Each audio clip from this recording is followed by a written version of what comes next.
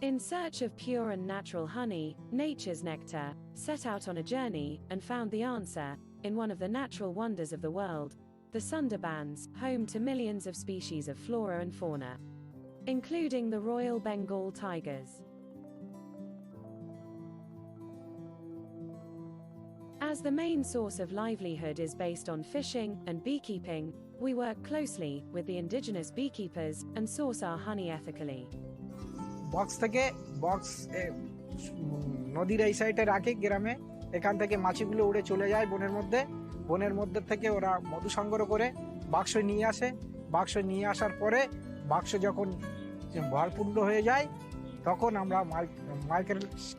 আমরা কালেকশন শুরু করি। বাক্সগুলো এখানে রাখার পরে মাছিগুলো সুন্দর করে চেক দিই, দেখি সেগুলো কীভাবে আছে, রানী কাজ করছে কিনা, কীরকম কি চাকে মধু তুলছে কিনা, সেগুলো দেখি আমরা। দেখভাল করার পরে 15 দিন কি 20 দিন পরে আমরা মধুগুলো সিল হয়ে যায়। সিল হওয়ার পরে আমরা চাক দিয়ে কেটে মেশিনে মাধ্যমে সেগুলো মধুগুলো বার করি।